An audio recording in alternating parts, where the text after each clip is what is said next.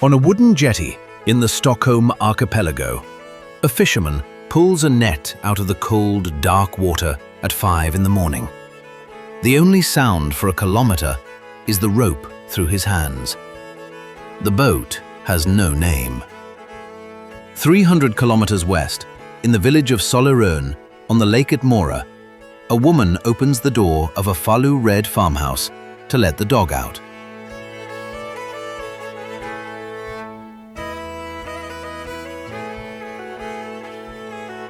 The radio is already on. The forecast says -4. South again, in Skövde, the first shift at the Volvo engine plant clocks in at 5:45. The line manager has been doing this job for 22 years. The torque wrench in his hand has been his since 2004.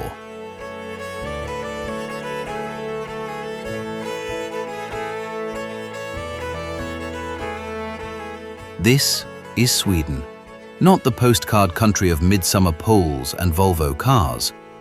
The working country, the one that is large in land and small in voice.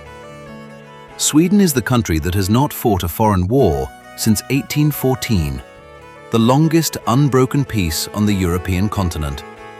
It is also a country that, between 1934 and 1976, sterilized approximately 63,000 of its own citizens, over 90% of them women.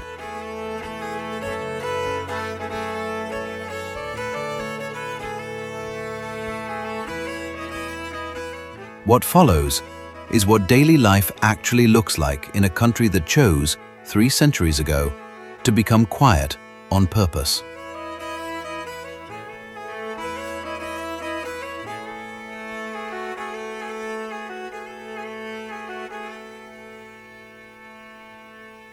The water in the Stockholm archipelago is the color of slate before the sun finds it. The fisherman who began the morning on the jetty is back inside the boat now.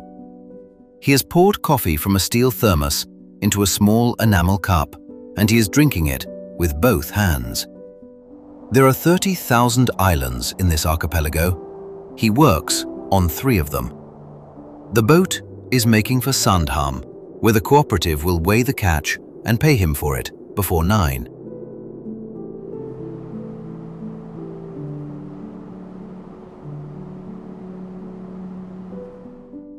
This is mourning at the smallest scale Sweden has. The country has built a word for it: lagom. It is a Swedish noun and a Swedish adverb at once, and it does not translate into any other language. The closest English equivalent is just enough, but the word carries a moral color that just enough does not.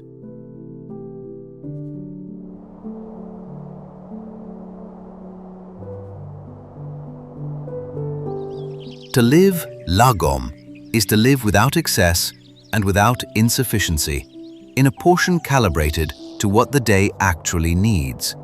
It is a category of how to be a person. The cup of coffee is lagom. The boat is lagom. The fisherman is, by his own account, somewhere close.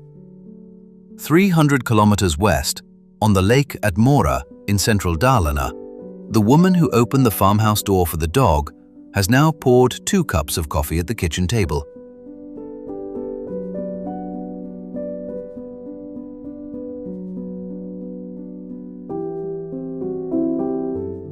The farmhouse is 2 stories of timber painted Falu-red.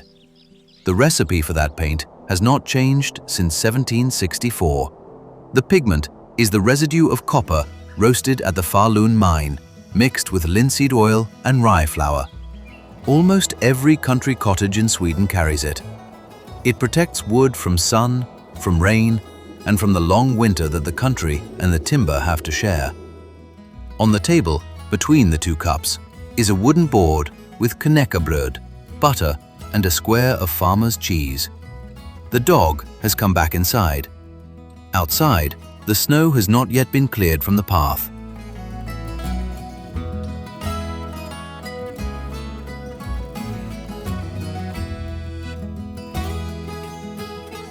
Sweden is a country of 10.5 million people spread across a land area larger than California, with a population density of 9.3 persons per square kilometre, among the lowest in Europe. In Dalarna, it is lower still. The radio is talking about the harvest of last year, which was acceptable. This is, in lagom terms, the right amount of news to receive at 5:20 in the morning.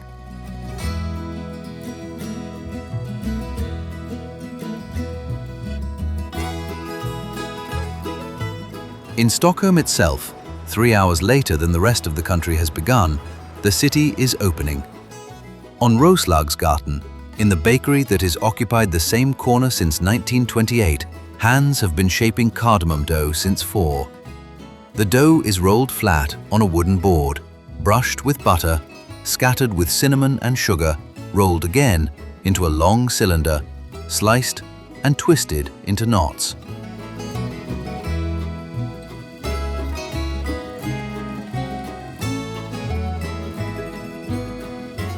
The first cinnamon buns will be ready by 6:30. They are sold one at a time on small white plates with coffee in cups that are too small to carry without saucers. This is what the country does at 3 in the afternoon every weekday, in every workplace. It is called fika. It is a verb and a noun. It means to stop work, to drink coffee, to eat one cinnamon bun or one saffron bun in season, and to talk to whoever is in the room.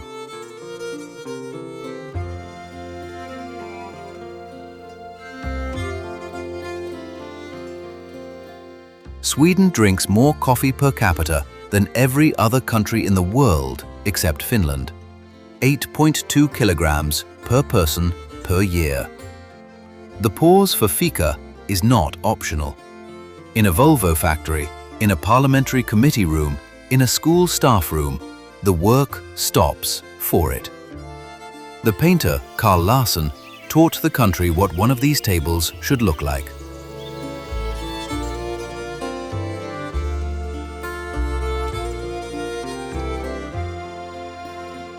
Between 1894 and 1900, in a series of watercolors of his own family at home in Sundborn, he painted the kitchen with the morning light coming through it, the checkered cloth, the lit candle at 4 in the afternoon, the children at the wooden table with their books. The paintings were reproduced as postcards, then as a book in 1899 called Et Hem, a home. And they did more than any policy or sermon to set the country's domestic ideal. The kitchen with the lit candle and the cup that fits in 2 hands is not a private aesthetic. It is what a Swedish home is supposed to look like.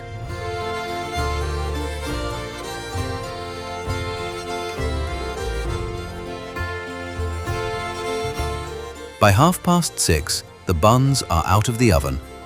By 8, the country is at work.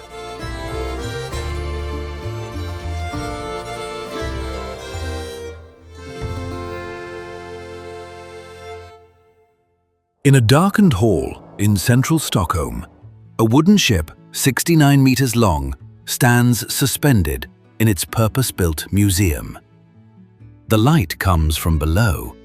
The wood is the color of old tea.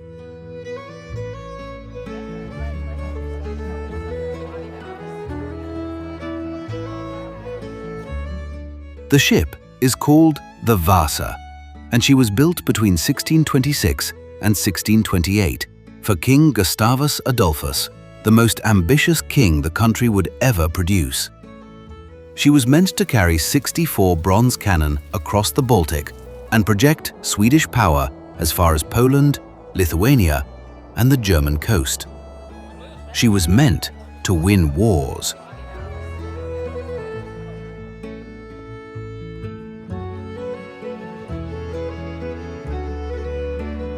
On the 10th of August in 1628, she set out from her launch berth in Stockholm harbour for her maiden voyage, sailed roughly 1 1/3 kilometres, took a sudden gust of wind on her port side, heeled over, and sank in around 32 meters of water within 20 minutes.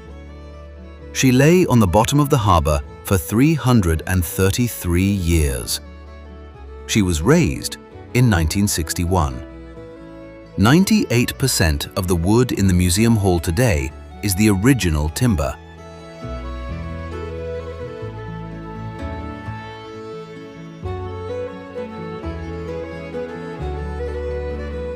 Gustavus Adolphus died at the Battle of Lutzen in 1632 without ever seeing the ship sail. He was 37 years old. He had, by that point, almost finished building the empire that would carry his country's name through the next 90 years.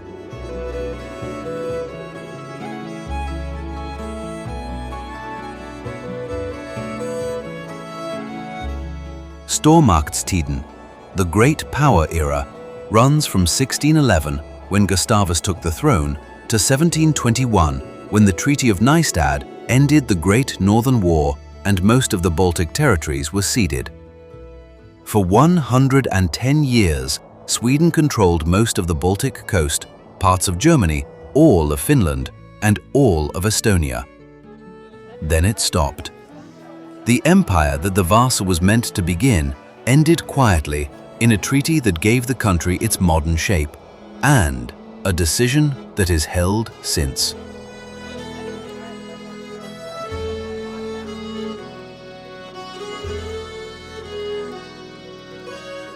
A few streets away, on the south side of the river, the royal palace stands where it has stood, with one rebuilding in the 18th century since the 1690s. It has 600 rooms, which makes it the largest still occupied royal palace in Europe by room count. King Carl XVI Gustav has held the throne since 1973, longer than any Swedish monarch in 700 years.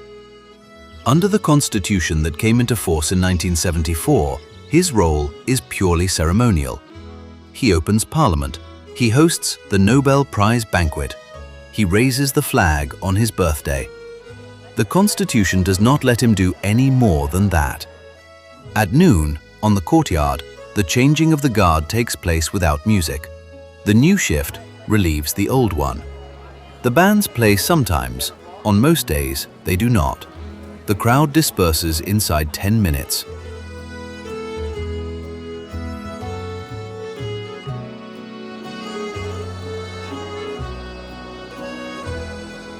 The royal family no longer lives in the city. Since 1981, they have used Drottningholm Palace, an hour west on the lake at Sollerön, commissioned in 1662 by Queen Hedvig Eleonora and made a UNESCO World Heritage Site in 1991. The throne stays in Stockholm. The family lives somewhere quieter.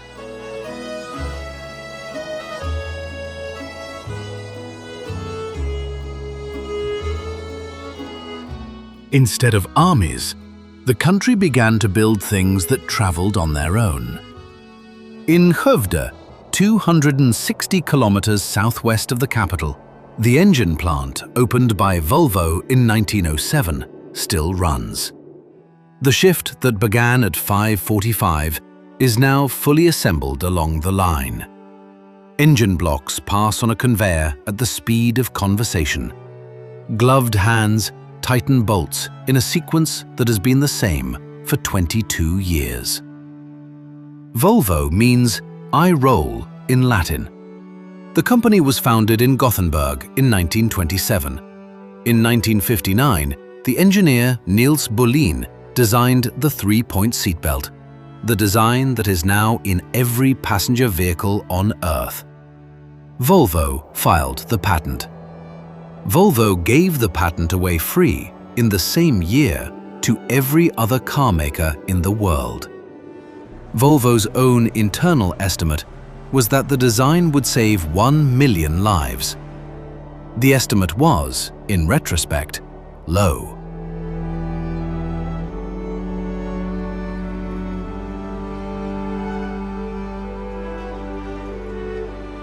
In Älmhult, in the south of the country, a building that began as a small mail-order furniture shop in 1943 still exists. The first store was opened by a 17-year-old named Ingvar Kamprad, who had left school the previous year. He named the company after his initials, his family farm, Elmtarid, and the village he grew up in, Agunnarid. The acronym is IKEA. The first flat-pack design was the Lövet table in 1953. The company shipped it in a box to keep transport costs down. Today, IKEA operates in 56 countries. Ingvar Kamprad stayed mostly in Småland until he died in 2018.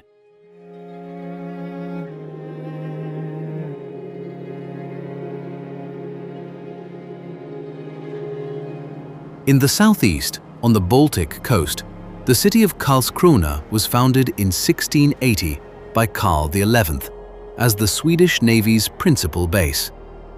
The architect Erik Dahlberg laid the city out in a Baroque grid of rectangular blocks, naval shipyards, dry docks, and wooden warehouses. UNESCO listed it as a World Heritage Site in 1998. The fleet that Karlskrona was built to launch has not fought a foreign war since 1814. The ships are still tied to the docks. The port is the city's largest employer. It is, in that sense, the most successful naval base in the country's history. A fortress that became an idea.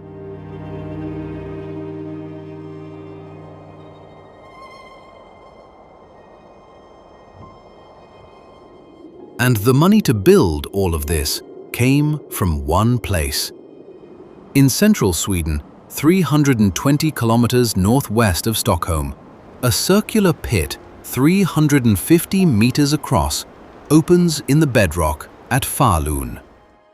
Copper was mined out of this pit for at least 1,000 years. At its peak in the 1650s, the same decade that built the Vasa, the Falun mine produced 2/3 of all the copper in Europe. The wars Gustavus Adolphus fought on German soil were paid for here. The residue from roasting the copper ore was mixed with linseed oil to make Falu-red paint, which still protects the timber of every farmhouse in Dalarna. The mine closed in 1992. UNESCO listed it as a World Heritage Site in 2001. The mine that paid for the empire closed in 1992. The forest that owned the country was always there.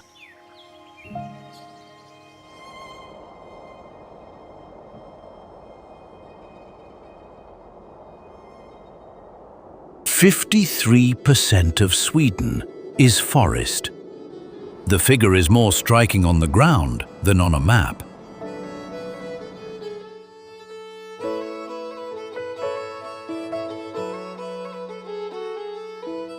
From the air in late winter, the country reads as a single continuous canopy of pine and spruce, broken only by lakes that have frozen and the occasional pale stripe of a road.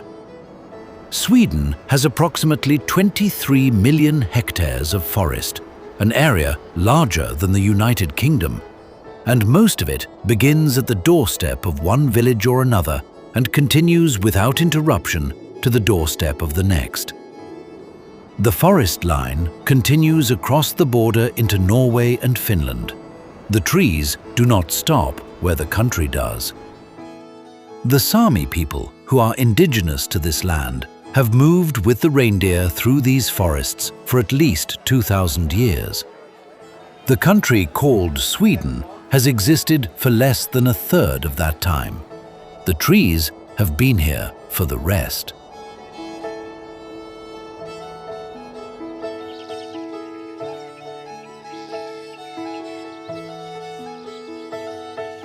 The botanist Carl Linnaeus walked through these forests in 1732 with a notebook on an expedition organized by the Royal Society of Sciences in Uppsala. He was 25 years old. He covered more than 2,000 kilometers through Lapland over 6 months, recording every plant, every bird, and the Sami camps he passed. 3 years later, in 1735, he published the first edition of Systema Naturae, the system that named every species he had ever seen, in 2 Latin words each. The naming system is still in use. The forest he walked is still mostly there.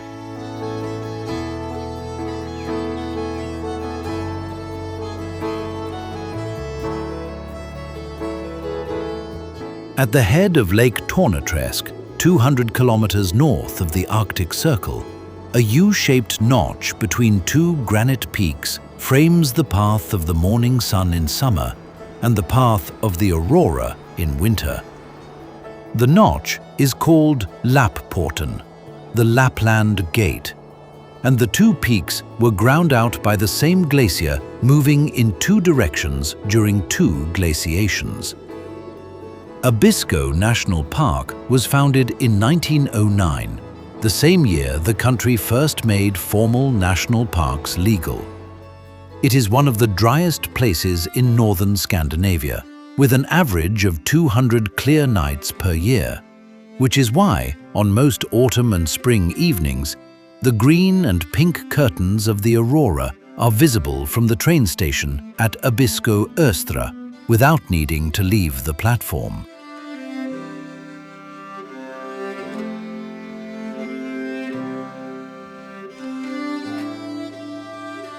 150 kilometers east, the Rapa Valley Delta opens into Sarek National Park.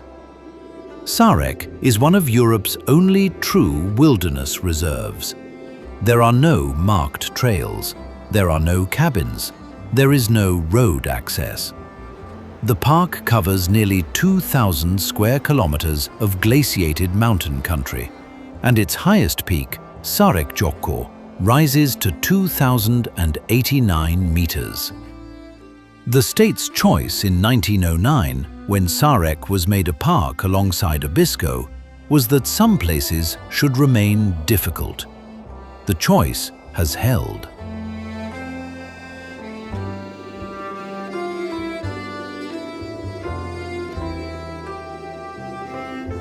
To the southeast, where the boreal forest meets the Baltic, the granite coast of Ångermanland rises directly out of the water. UNESCO listed it as a World Heritage Site in the year 2000. The Earth's crust here is rising at approximately 8 millimeters per year, one of the fastest post-glacial uplift rates measured anywhere on the planet. What was seafloor at the time of the Vikings is now 80 meters above the water. The shoreline a Norse trader sailed past in the year 1000 is now a forest path. Höga Kusten, the high coast, is the visible record of geology happening on a human timescale.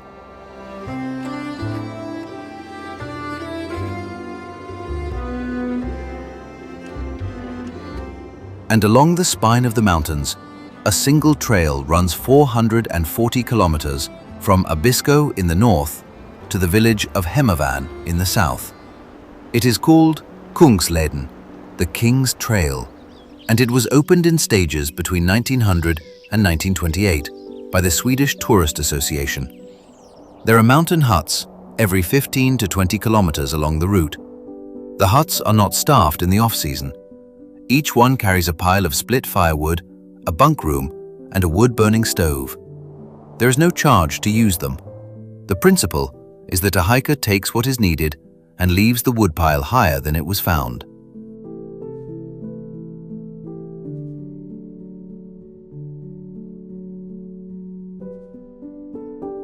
Halfway between the huts, at Jekja and Selka, on a treeless plateau 70 kilometers north of the tree line, a hiker stops, unscrews a thermos, and pours coffee into a tin cup. The wind is moving across the snow at a speed that does not require comment. The next walker will not pass for 2 hours. The thermos will be cold by then. This is what the right to walk looks like at the scale of a single afternoon.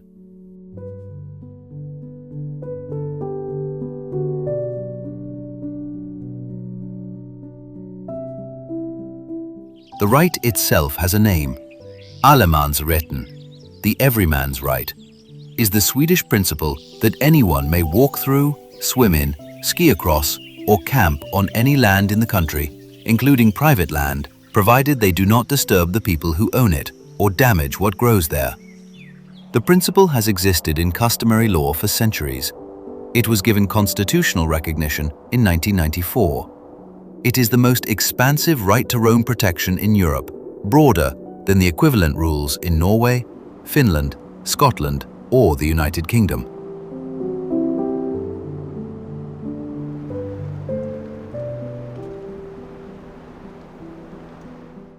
The trail ends at Hemavan. The right to walk does not. But the right to remain for the people whose ancestors walked these forests first is a more recent and still unfinished argument.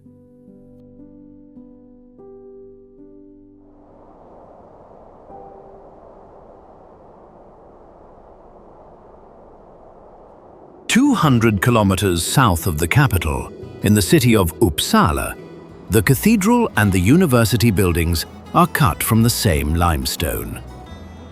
Uppsala University was founded in 1477, the oldest university in Scandinavia. The library, Carolina Rediviva, holds approximately 5 million volumes. The university produced 8 Nobel laureates in the 20th century. It is, by most measures by which a Western institution measures itself, exemplary.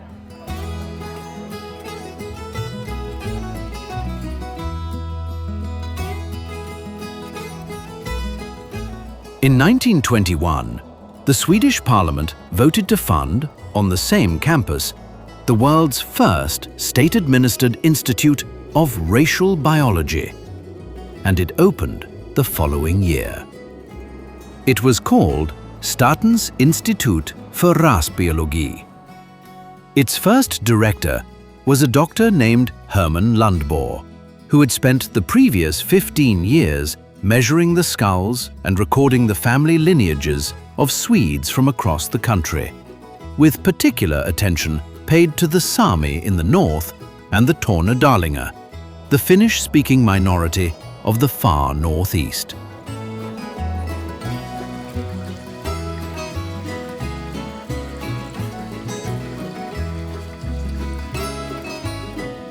Lundborg's stated purpose was to determine the racial composition of the Swedish nation and to recommend policies that would protect what he called the Nordic racial type from degeneration. In 1926, he published a 1,000-page volume titled The Racial Characters of the Swedish Nation, illustrated with 1,200 photographs of Swedes captioned with their measurements. The book was widely admired in its time. It is now an artifact in a glass case.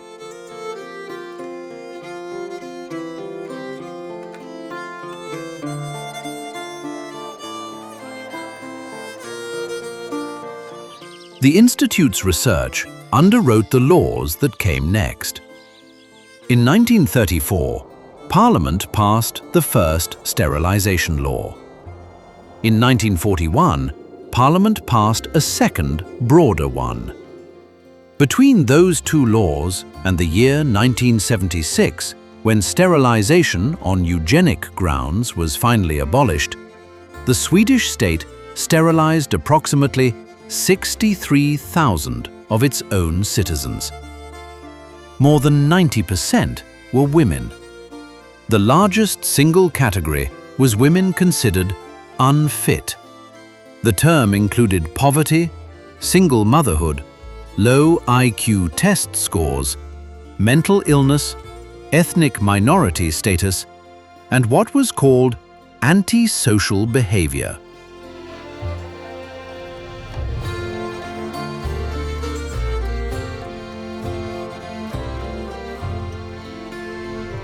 Many sterilizations were carried out as the condition of release from a state institution.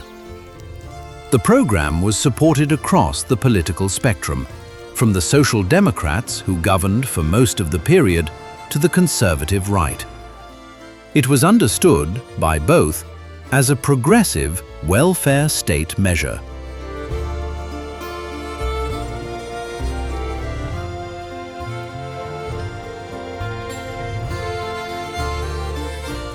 The 1934 and 1941 laws were not formally repealed until 1976.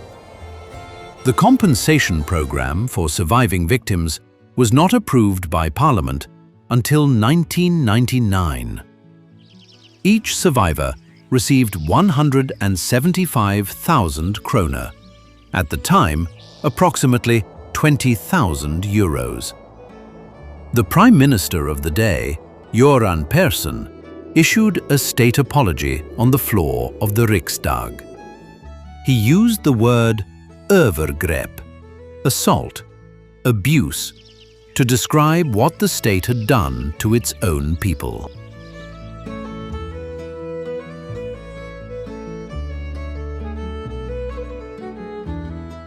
In the basement archive of the Carolina Rediviva Library, a librarian lifts a folder from a steel shelf. The folder contains photographs taken in Lundborg's expeditions to Lapland and Tornedalen between 1913 and 1922.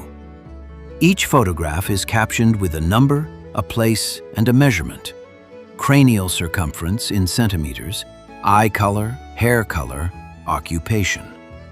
The faces in the photographs are Sami and Finnish speaking. Most are unsmiling.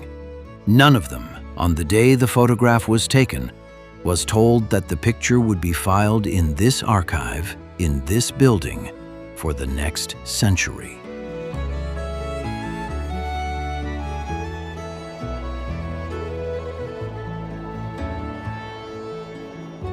"600 kilometers further north, in the town of Jokkmokk, just inside the Arctic Circle, the same kind of measuring took place at a different scale. The Jokkmokk Winter Market, Jokkmokksmarknad, has been held every February since 1605, originally as the day the Swedish crown collected its annual reindeer meat tax from the Sami.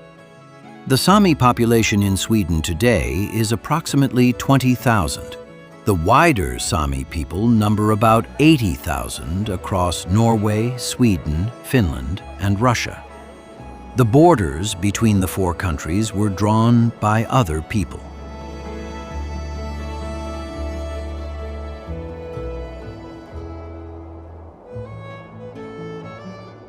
A 130 kilometers further west, the city of Kiruna sits on top of the world's largest underground iron ore mine.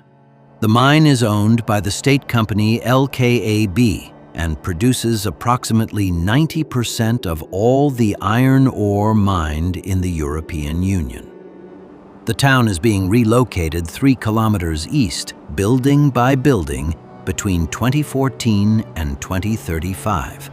Because the mine has spread laterally underneath it. The original Kiruna church, completed in 1912, is being moved on rails in 2026.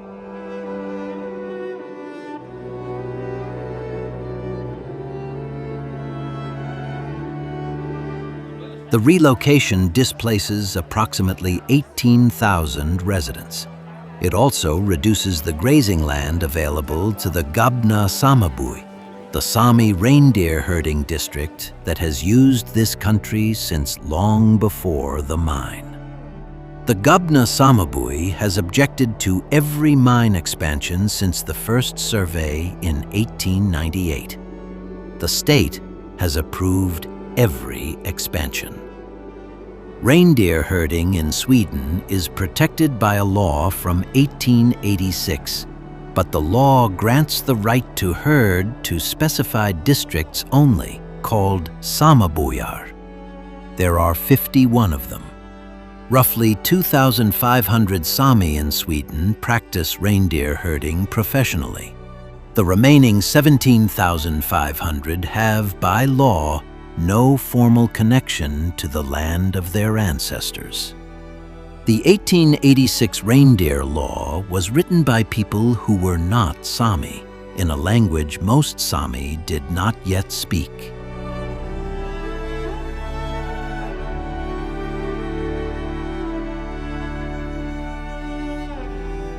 A herder on a snowmobile crosses a frozen lake near the Norwegian border in the late afternoon.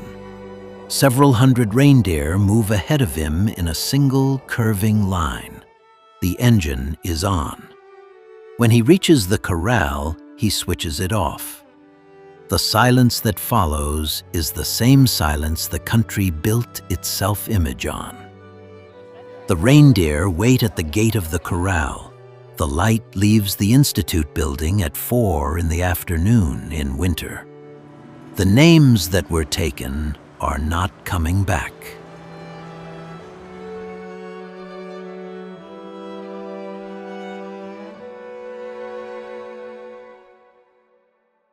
In a meadow in the village of Leksand, on the eastern shore of Lake Siljan, a midsummer pole is being raised by 20 pairs of hands at noon on the longest day. The pole is bound with green leaves and birch and fresh wild flowers. Children stand in a wide circle around it in white dresses with flower crowns. The fiddle player begins. The dance is called the Small Frogs, and the children dance it by hopping with their hands at the side of their heads to imitate frogs' ears. Almost every Swedish child has danced this dance at this hour, on this day, at some point in their life.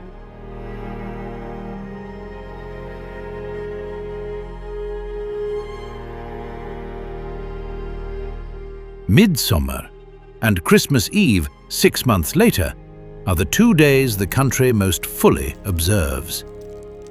By midnight in Dalarna, the sky never fully darkens. It stays the color of evening until morning. 800,000 Swedes leave the cities for the countryside every midsummer weekend.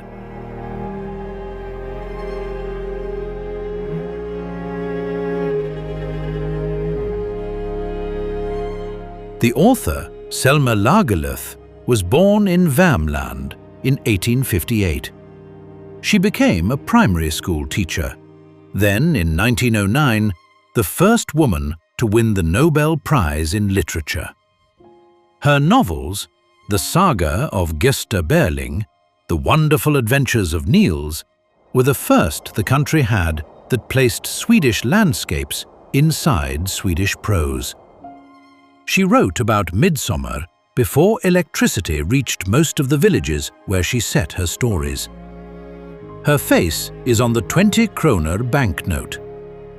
6 months after the longest day, the country marks its longest night.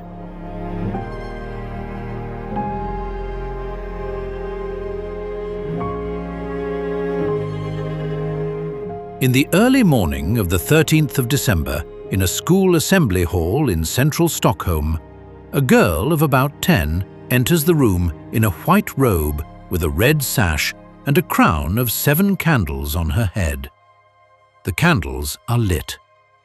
Behind her, in single file, a procession of children follows, each carrying one small candle, singing the Sancta Lucia hymn, set to a Neapolitan melody that the country adopted in the 1920s. Lucia was a Sicilian martyr from the early 4th century who was venerated as the bringer of light through the darkest part of the year. By the old Julian calendar, the 13th of December was the longest night.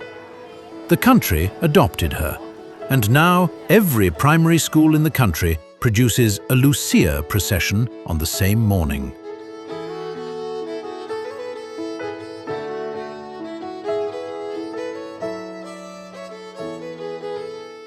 The buns served at the assembly afterwards are baked with saffron and raisins. They are called lussekatter, Lucia's cats, after the curled shape, and they are eaten only in December with coffee that has been kept warm in a thermos at the back of the room.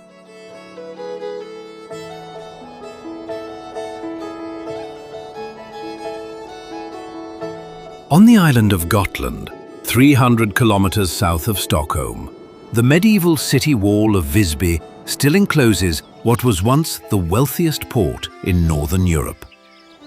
The wall is 3.5 kilometers long, with 36 towers still standing of the original 51.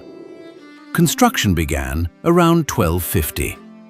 Visby was a Hanseatic city by 1280 and remained one through to the 15th century, long before Sweden was a country in any modern sense. The wall is the best preserved medieval town wall in northern Europe. UNESCO listed it as a World Heritage Site in 1995.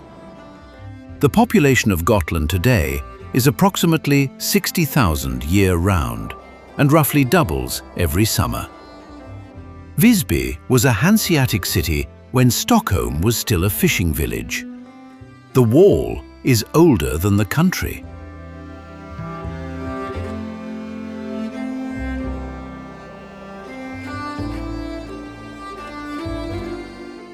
And in the working harbour at Gothenburg, 220 kilometers west of Lake Vänern, a building shaped like a small cathedral, but not consecrated as one, stands on the corner of the Rosenlund Canal. It is called the Fish Church, Fiskekorka, and it has sold fresh-caught North Sea cod, herring, mackerel and prawns since it opened in 1874. Inside, the smell of brine and ice and pine sawdust runs the length of the central nave. The fishmongers wear white aprons. They wrap purchases in parchment paper at marble counters that have been in continuous use since the building opened. The customers walk down the canal afterwards with the parcels under their arms, in the same direction the city has been walking for 400 years. Gothenburg was founded by the same king whose warship sank in Stockholm. He made better choices the second time.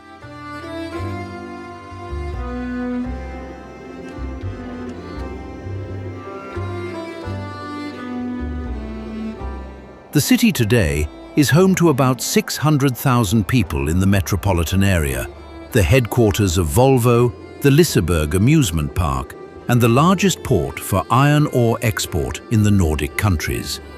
It is the country's working second capital. It does not call itself anything more. The pole has come down by sunset. The candles will be lit again next December. The fish will arrive on the boats tomorrow morning, before light, the way it has done all century.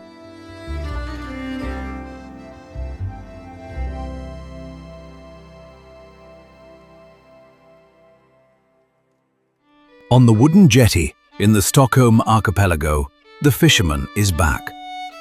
The light has moved across the water. The boat is tied. The net is on the boards. The dog has come down to the jetty for the first time today.